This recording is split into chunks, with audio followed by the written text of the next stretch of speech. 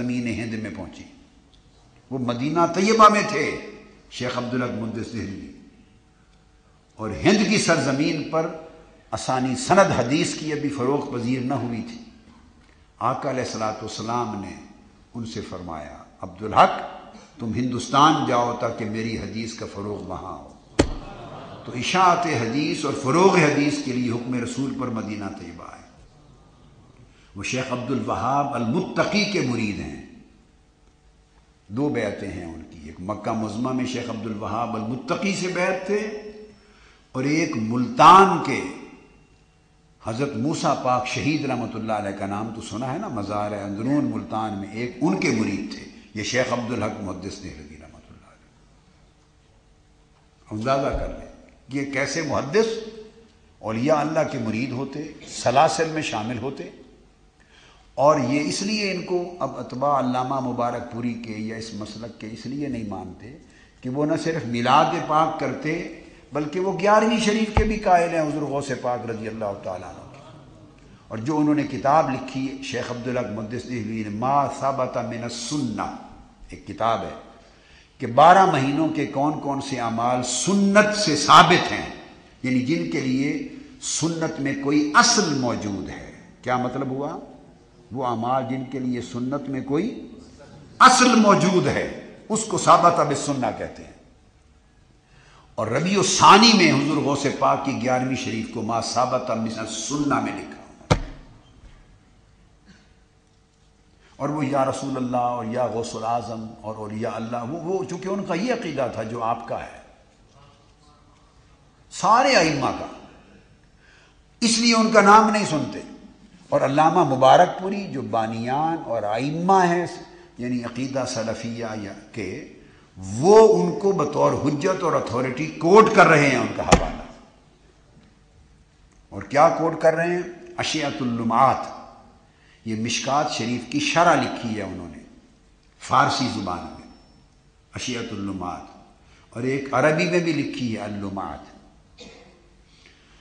اور وہ کہتے ہیں کہ قارا، وہ بیان کر رہے ہیں اشیعۃ اللمعات میں لکھا ہے کہ کثیر من المشائخ والعلماء الثقات. اب وہ بیان کرتے ہیں کہ کثیر مشائخ محدثین نے اور ثقہ علماء نے، العلماء الثقات. یہ عام کوئی خطیب یا عام جو ہمارے ہاں آج کا جو زمانہ آ گیا، آج تو جو جب جوش میں آتا ہے جس کا ذکر کرے تو وہ تو ثقہ تو غریب شے ہی کوئی نہیں ہے. ثقہ جو لفظ، ثقہ کیا لفظ ہے؟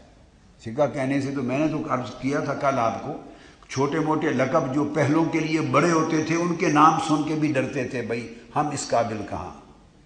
تو آج کل تو ان لقبوں پہ تو نظر ہی نہیں پڑتی ان القاب پر، وہ تو اوپر سے شروع ہوتے ہیں. مگر کسی کو العلماء الثقات کہنا، محدث کا کہنا بہت بڑا معنی رکھتا ہے. کہتے ہیں کہ علماء ثقات اور کثیر مشائخ نے یہ بات پڑھی، کیا؟ قرأ صحیح البخاری، صحیح بخاری کی تلاوت کی، اس کی قرات کی، لحصول المرادات، مرادوں کو حاصل کرنے کے لیے، وکفایت المہمات، اور اپنی مہمات پریشانیوں کو دور کرنے کے لیے، وقضاء الحاجات، اور اپنی حاجتوں کی قضاء کو پورا کرنے کے لیے، ودفع البلیات. یہ لفظ ہیں، یہ علامہ مبارک پوری ہیں. دفع البلیات، ان کے لیے بخاری شریف کو پڑھا. اور کشف الکربات، اب یہ ساری مشکل کشائی آ گئی، باقی کیا رہ گیا؟ صحیح بخاری سے اپنی کربتوں کو دور کرنے کے لیے، وصحت الامراض وشفاء المرضى، مریضوں کی شفا یابی کے لیے، صحت یابی کے لیے، وعند المدائق والشدائد، مشکلات کو دور کرنے کے لیے، بلیات کو دور کرنے کے لیے، تکلیفوں کو دور کرنے کے لیے، حاجتوں کو پورا کرنے کے لیے، مہمات حل کرنے کے لیے، مرادات پوری کرنے کے لیے. صحیح بخاری تو مشکل کشا بن گئی. اور مولا علی کے لیے توسل ہی ہے، اسی توسل کے معنی میں حضرت علی کو مشکل کشا کہہ دیا تو شرک ہو گیا.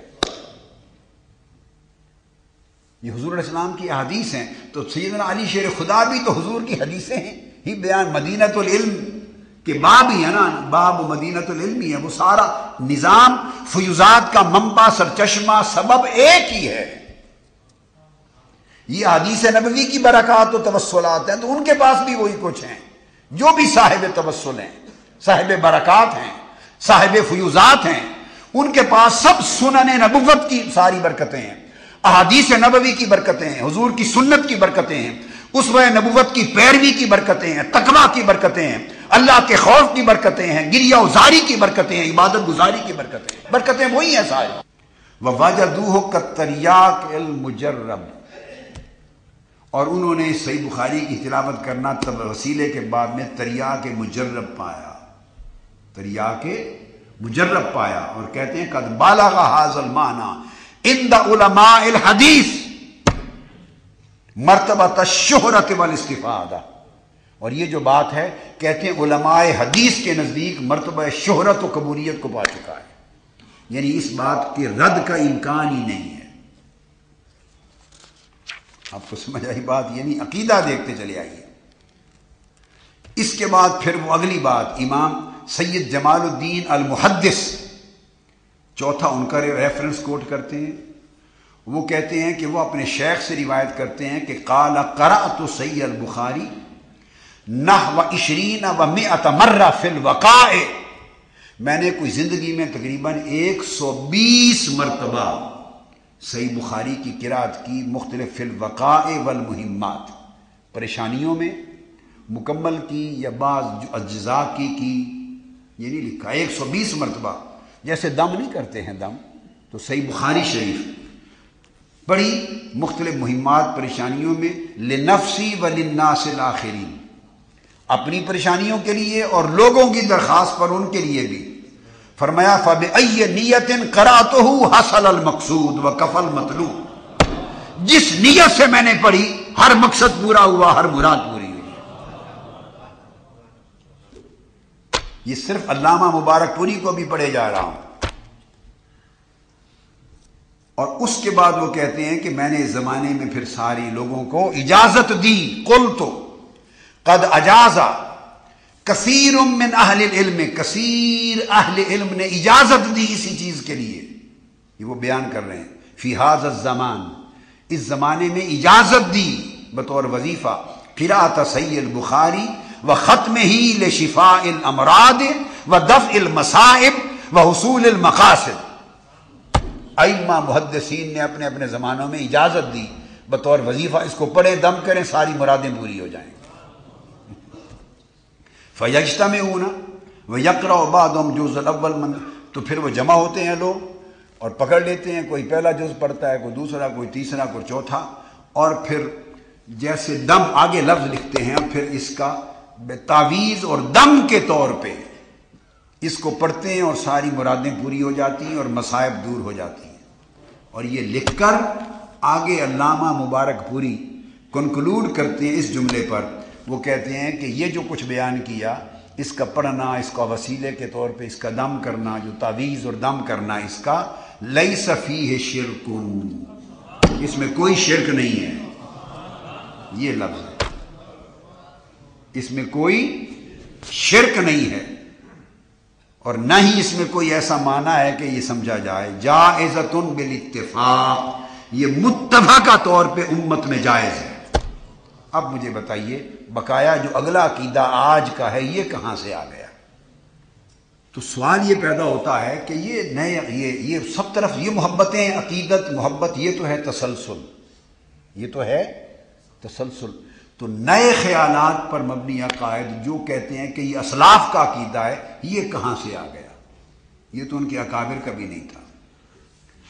اور یہ ساری چیزیں بیان کر کے اب جو لطیفہ بیان کرنا چاہتا ہوں وہ یہ کہ یہ تحفۃ الاحوذی کتاب ہے جو علامہ مبارک پوری کی، جو شیخ ہیں، جو بانیان میں سے ہیں، شیخ ہیں۔